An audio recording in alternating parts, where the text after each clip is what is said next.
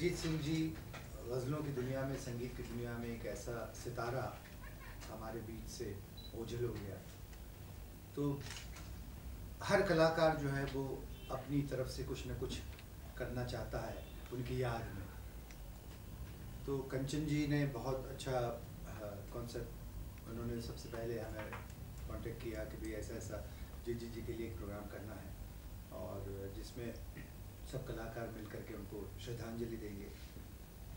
तो हमारी खुशकिस्मती है कि मैं और Sonali we are part of that, और जसविंदर सिंह जी ने भी हाँ कहा और पद्मजा जी ने भी हमें अनुमति दी, और इसके अलावा शेखर सैन जी हैं हमारे साथ में। तो हम 5 आर्टिस्ट मिल कर के उनके गानों को सेलिब्रेट करने वाले हैं, क्योंकि ऐसे महान कलाकार तो शारीरिक हमारे साथ नहीं है, फिज़िकली हमारे साथ नहीं है, लेकिन स्पिरिचुअली, म्यूज़िकली, मेंटली, इमोशनली वो हमारे साथ ही हैं और हमारे साथ ही रहें। जहाँ तक मेरा सवाल है, मेरी उनसे पहली मुलाकात हुई थी जब मैं 10 साल की थी। भारतीय विद्या भवन करके मुंबई में हॉल है, वहाँ पे एक प्रोग्राम था गीत त्रिवेणी, जहाँ हिंदी, गुजराती और मराठी तीनों भाषाओं के गीत गाए जा रहे थे और मैं परफॉर्म कर रही थी एज अ चाइल्ड आर्टिस्ट। तो सबसे पहली मुलाकात जगजीत सिंह जी से मेरी वहीं पे हुई। बल्कि मेरी खुशकिस्मती है कि उन्होंने मेरे घर पे भी आके परफॉर्म किया उसी दौरान, और तब से मैं उनको जानती हूँ और हमेशा बहुत ही प्यार से मुझे मिले और हमेशा कहते थे कि तुम आओ, तुमको मैं कुछ गज़ल के गुर बताता हूँ, गज़ल कैसे गानी चाहिए।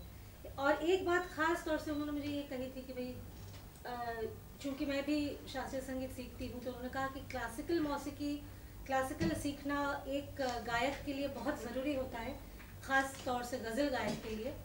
तो तुम एक काम करो, तुम डेली एक राग गाओ और अपना रियाज चालू रखो। गज़लें तुम चाहे गाओ या गज़ल गाओ या फिल्मी गीत गाओ या भजन, कुछ भी, लेकिन डेली एक राग लो और उस पर रियाज करो। जगजीत जी के साथ मेरा बहुत ही गहरा संबंध रहा है। हम लोग जगजीत जी को जगजीत अंकल कहा करते थे, हमेशा अंकल कहा करते थे। और मैं, जैसे आपने पूछा कि मैं कैसे गज़लों का शौक़ मुझे कैसे पैदा हुआ, तो मैं संगीत परिवार से बिलोंग करता हूँ। मेरे वालिद साहब, मेरे पिताजी जो मेरे पहले गुरु हैं श्री कुलदीप सिंह जी, उनको मैं सुना करता था, देखा करता था अलग अलग गज़ल सिंगर्स के साथ में काम करते हुए उस ज़माने में। तो उस ज़माने में एक फ़िल्म रिलीज़ हुई थी साथ साथ, जिसका म्यूज़िक मेरे पिताजी ने किया था, कुलदीप सिंह जी ने, और उसमें पहली बार जगजीत जी और चित्रा जी एज अ जोड़ी जो है, सारी फिल्म के सारे गाने जो है उन्होंने गाए थे। तो मैं बचपन से ये तसव्वुर करता था कि नहीं, मैं बड़ा होकर जो है मैं गज़ल गाऊंगा। गज़ल का मुझे पैशन बचपन से रहा है। और अंकल के साथ जब मैंने गाना शुरू किया, मैंने गाना सीखना शुरू किया, मेरे पिताजी ने मुझसे पूछा भी हाँ भाई क्या करना चाहते हो आप, तुम फिल्मी गाओगे, पॉप गाओगे, क्या गाओगे? मैंने कहा मैं गज़ल गाऊंगा। सबसे पहले तो मैं इनके सवाल का जवाब देना चाहूँगी।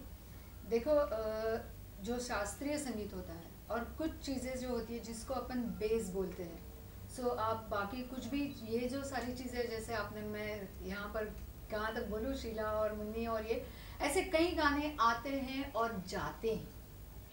जगजीत जी की जो गज़लें हैं या जो एक बेसिक जिसको हम नींव कहते हैं, जो फाउंडेशन कहते हैं, वो कभी चेंज नहीं होता।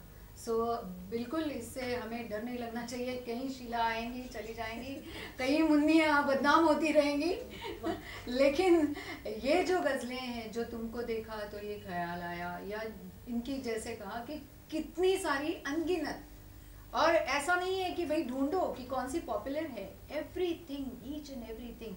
और जैसे अभी रूप जी ने कहा, बिल्कुल सही कहा कि जो यहाँ से गाया जाता है ना, वो कभी मरता नहीं।